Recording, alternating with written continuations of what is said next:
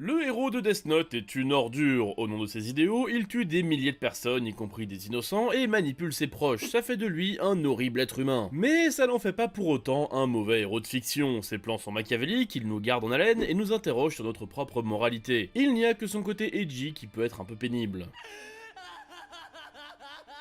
Mais ça, c'est loin d'être le pire défaut pour un héros d'anime, il y en a qui sont bien plus insupportables aux yeux des fans, et c'est ce qu'on va voir aujourd'hui. Ces héros qui sont des idiots.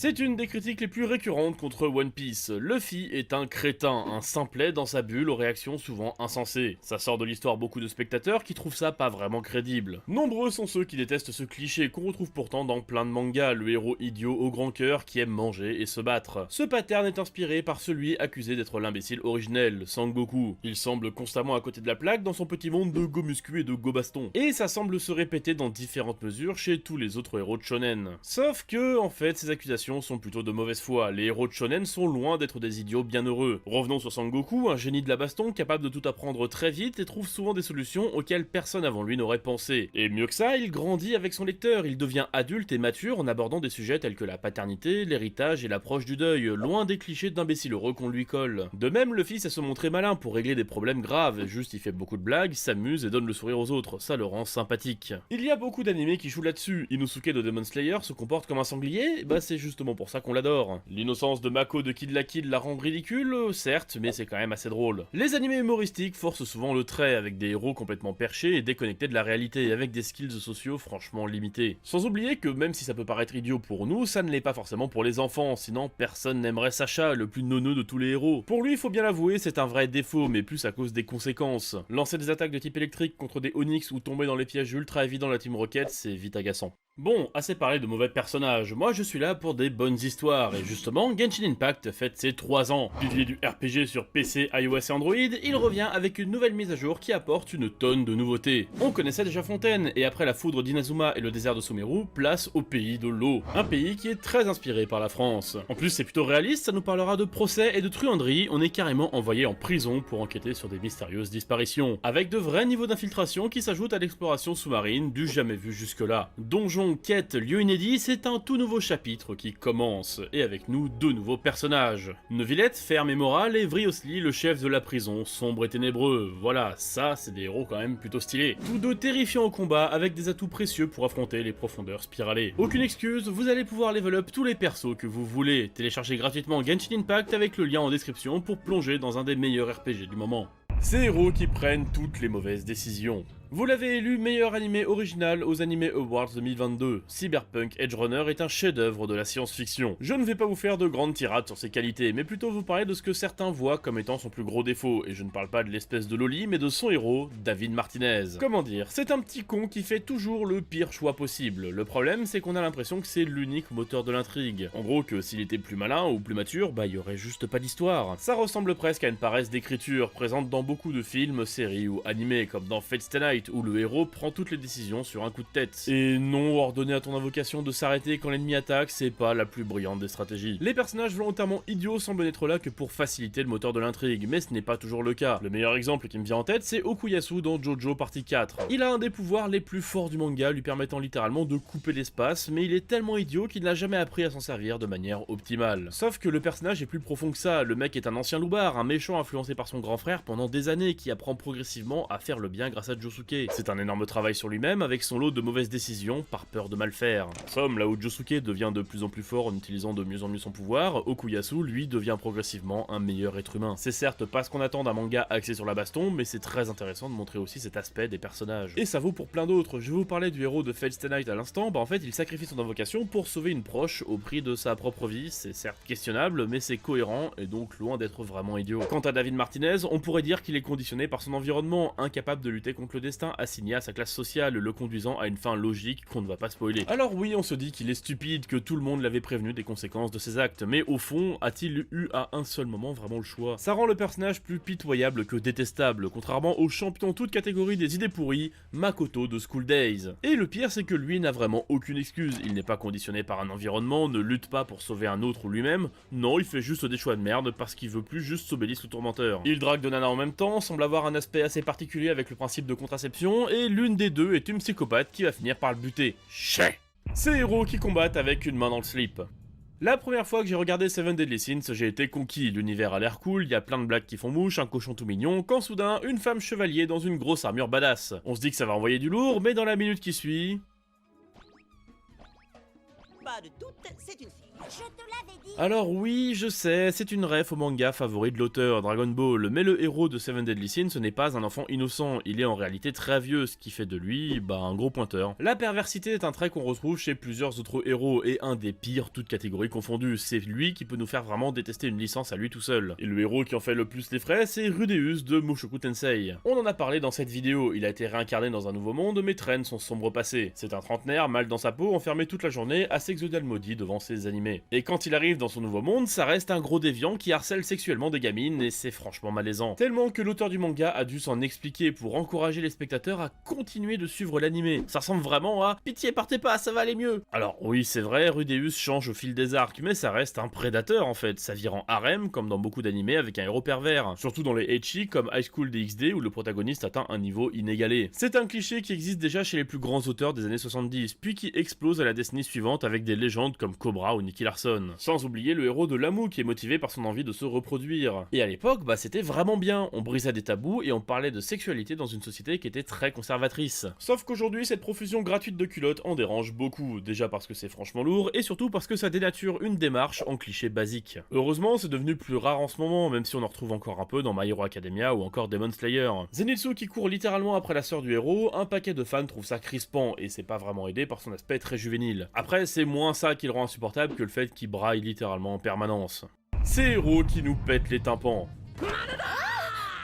Beaucoup ont abandonné Black Clover à cause de ça. Bon, ça c'est assez classique dans les animés, les héros sont souvent des gamins un peu trop dynamiques. On retrouve même ça dans le live action de One Piece. C'est un cliché intéressant mais qu'il faut bien doser, le limiter à quelques scènes clés pour développer le caractère d'un personnage. Par exemple, Black Star dans Soul Eater est un ninja, supposé discret, mais comme il veut constamment attirer l'attention sur lui, il crie. Oui, c'est stupide, mais c'est original et hyper attachant. Le vrai souci, c'est quand ça ne s'arrête jamais. Bakugo de My Hero Academia est incapable de s'exprimer sans gueuler, et en plus, c'est souvent pour être méchant. Ça le rend détestable, mais on le supporte parce qu'il n'est pas central dans l'intrigue. Sauf qu'Asta, lui, on le voit constamment, ou plutôt on l'entend constamment. Et alors, pourquoi il hurle? L'auteur a demandé au staff de l'animé qu'il soit énergique et bruyant pour refléter son caractère très expansif, sauf qu'il y a eu une erreur de casting. Le comédien de doublage était un novice, il a eu beaucoup de mal à doser sa voix. Heureusement, au fil des épisodes, il s'améliore, conserve le caractère grande gueule du personnage et hurle beaucoup moins. Mais ça a vraiment collé une étiquette sur le front de Asta qui l'a rendu insupportable. Après, franchement, ça aurait pu être pire. Imaginez le même, mais qui pleurnicherait tout le temps. Et je vous présente Usagi de Sailor Moon. Lâche, puérile, égoïste, elle est puissante, parfois courageuse, mais se fait marcher dessus à cause de sa personnalité pourrie, et ça gonfle beaucoup de fans.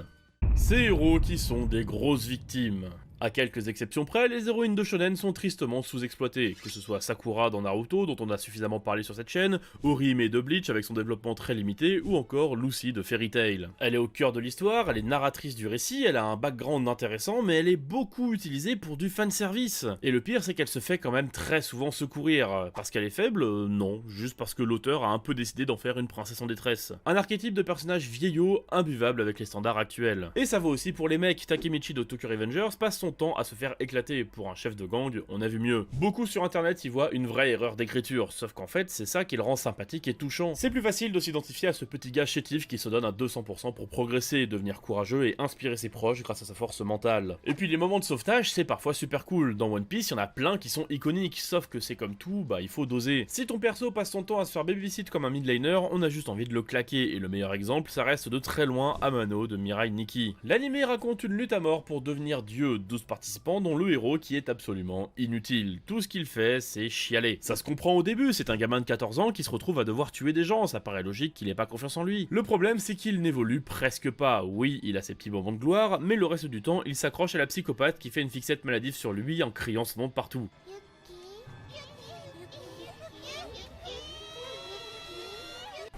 C'est vraiment un horrible personnage qui aurait pu être bien meilleur en le rendant plus actif et surtout en gardant ses défauts. Ces héros qui sont beaucoup trop parfaits.